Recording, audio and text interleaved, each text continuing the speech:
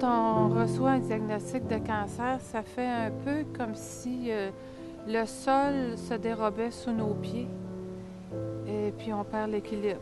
C'est un choc. On n'a pas gagné à la loterie là. Au début, c'est... Comment je dirais? T'es face à l'inconnu, tu sais pas à quoi t'attendre, tu sais pas ce qui va t'arriver, quelle sorte de cancer que c'est. Ça a été toute une surprise. Ma mère est décédée à 50 ans du cancer, fait que ma famille, tout le monde est en panique. Puis moi, je lui disais, bien, fermez pas le couvert tout de suite, je suis pas morte. Bien, c'est sûr que c'est tout un choc comme nouvelle. Parce que j'ai quand même, quand j'ai eu le diagnostic, j'avais 34 ans. Donc, c'est pas très vieux pour apprendre qu'on a le cancer comme ça. Je ne connaissais pas la Rose des Vents jusqu'à ce qu'une amie qui elle aussi a un diagnostic de cancer m'en parle. Elle m'a informée des services de la Rose des Vents et je me suis dit, bof, moi, j'ai pas besoin de ça.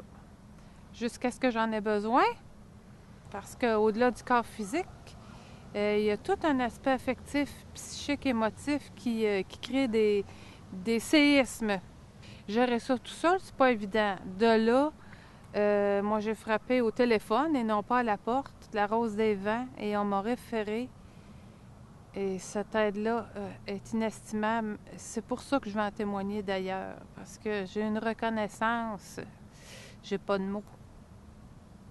Mais c'est sûr que dans notre situation, avec 5 enfants, le fait d'avoir un auxiliaire familial, ça allège beaucoup la tâche parce qu'elle nous prépare des repas, elle s'occupe aussi de plier du linge, fait qu'il y en a beaucoup avec 5 enfants, ça fait beaucoup de linge, puis ils mangent beaucoup aussi, donc Amélie, notre auxiliaire, quand elle vient, c'est comme si elle faisait partie de la famille, c'est une amie, là, ça m'évite d'avoir à faire comme la nourriture, ben, j'en fais quand même pas mal de repas, tout ça, mais quand elle est là, ben, je suis bien content qu'elle puisse en faire. Puis les enfants aussi apprécient une cuisine qui est meilleure probablement que ce que je fais.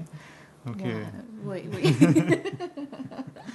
Les bénévoles venaient me chercher, on partait pour aller à l'hôpital. On parlait pas de cancer. On parlait de toutes sortes de choses, sauf du cancer. Moi, je suis amateur de hockey. On parlait de hockey, on parlait de différentes affaires. Les quelques minutes qu'on était ensemble, qu'on montait à l'hôpital, ça permettait d'oublier, de passer à autre chose. Moi, je me suis sentie enveloppée, là, incroyablement. Et ça fait une moyenne différence. Je trouve ça quasiment chanceux d'avoir eu ça plutôt qu'une autre maladie. J'ai eu 2 rencontres au niveau de l'aide psychologique. Ça me fait du bien parce que j'ai pu parler de la situation avec quelqu'un qui n'était pas dans la situation, justement. Parce qu'à un moment donné, parler de ça avec mon mari ou parler de ça avec ma mère ou mes amis, ils sont concernés personnellement. Donc, il y a des choses que j'ose pas dire, que là, je le disais plus, envisager, ne serait-ce juste que de penser, est-ce que je veux mourir à la maison? C'est le genre de choses que j'avais pas parlé avec personne, mais avec elle, j'en ai parlé. Donc, ça permettait d'avoir une coupure avec la famille, d'avoir vraiment pouvoir dire ce que je ressentais là, au complet. C'est une de mes amies qui avait eu un cancer et qui m'a appelée pour me dire que la Rose des Vents voulait former un bateau de survivantes. Fait que j'ai dit, bon, c'est drôle, hein, parce qu'au début, moi, j'ai embarqué pour le sport, mais je me suis fait prendre au piège, parce que même si j'avais eu le cancer, c'était peut-être pas la bonne raison. Je voulais, parce que j'avais vu comment les gens étaient à Vancouver sur l'eau, puis j'avais dit, oh, j'aimerais ça faire ça. Puis j'arrive ici, 3 semaines après, on me sollicite pour faire partir du bateau Dragon. Puis ça m'a apporté beaucoup, autant que... C'est un partage d'expérience qu'il y a dans ce bateau-là. On vit toute la même affaire. Physiquement, bien, ça m'a permis de me remettre en forme. Psychologiquement, bien, il y a des récidives dans le bateau. Les filles qui arrivent, qui ont eu des traitements, qui s'assoient à côté de nous puis qui veulent pagailler. Puis on a aussi perdu des amis, des filles qui étaient avec nous dans le bateau.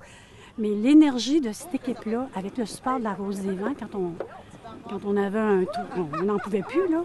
Bien, la psychologue, elle venait, puis elle nous écoutait, puis elle nous aidait à passer au travers de ces moments-là.